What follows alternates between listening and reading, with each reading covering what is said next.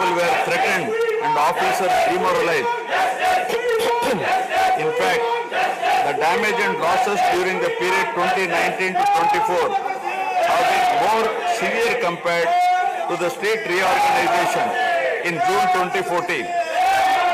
The government that assumed charge in 2019 started a destructive note with demolition of Praja Vedike that continued unabated till the end of the regime 2024.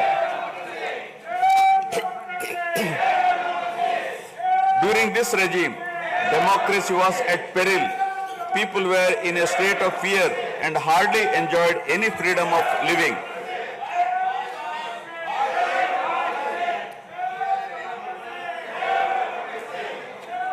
The regime revenge politics had severely hampered the state's prospects for prosperity and growth. Even the Honorable High Court of Andhra Pradesh had sought to convene a judicial inquiry into whether there is a constitutional breakdown in the state. The biggest damage was done to the brand AP. No noteworthy companies came forward to invest in the state.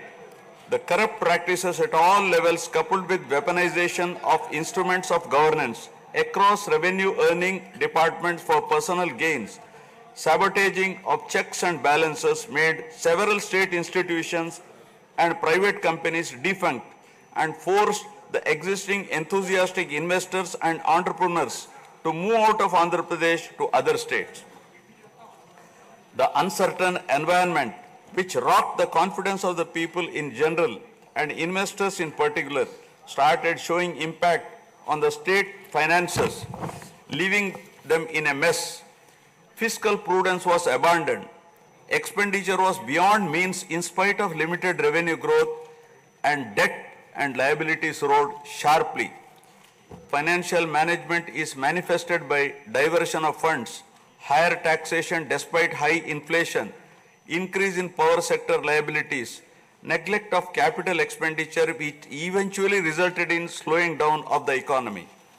The enormous gap in resources was sought to be met repeatedly by borrowings through corporations and forcing them to spend on government expenditure, and in the process weakening the corporations.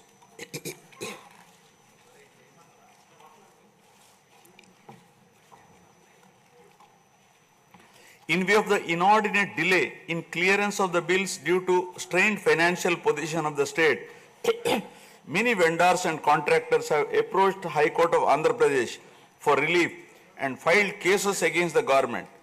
About 25,000 cases have been filed for bill payments, which is unprecedented. The sheer number of contempt cases with personal appearances and arrest warrants against officials in several cases resulted in systematic humiliation and victimization of bureaucracy.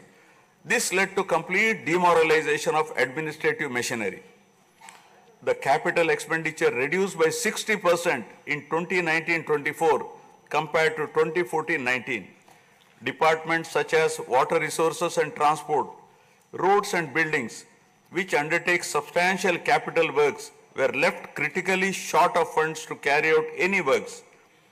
The capital expenditure on water resources has reduced by 56%, and that on roads and buildings by an alarming 85% during this period.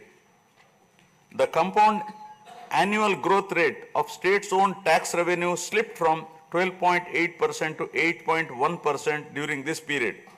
On the other hand, the revenue expenditure increased from 7.8% to 10.5%, whereas the capital expenditure growth declined steeply from 26.4% to 3.4%. Lower share of capital expenditure to public debt occurred during the period 2019 to 24 is a clear indicator that the government met revenue expenditure also through borrowed funds. The CAGR in per capita debt has been higher at 14%, while the CAGR in per capita income is only 9.7%. This reflects the fiscal profligacy of the previous regime as no capital formation took place. the Amaravati capital region, envisioned as the focal point of growth for the nascent state of Andhra Pradesh, was totally destroyed.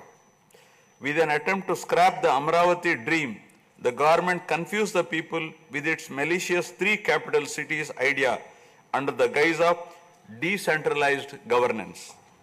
During the period 2019-24, no irrigation project, no industries, no infrastructure relating to roads, buildings, hospitals, drinking water was taken up. Cancellation of MOUs in energy sector and other infrastructure projects further demonstrated the negative attitude of the government. Such disastrous decisions, unmindful of consequences, have led to unrest among the youth and job aspirants.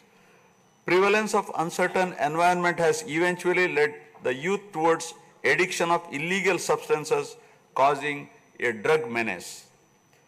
The mental unrest and agony were not limited to the geographical boundaries of the state. The Telugu speaking people all around the world were upset and demoralized by the uninspiring deeds of the government. They anxiously and desperately waited for a change in governance that would take them forward in the 21st century. The progressive public policies of the AP government during 1996 to 2004 have today led to empowerment of Telugu people globally, enabling them to be amongst the highest earning Indian diaspora. The condemnation of demolition approach of the previous government by the people of the state, NRIs and other supporters, culminated in a change in government. A huge and historic mandate has been given to the NDA, hitting an unprecedented 93% strike rate, thus reaffirming faith in democracy.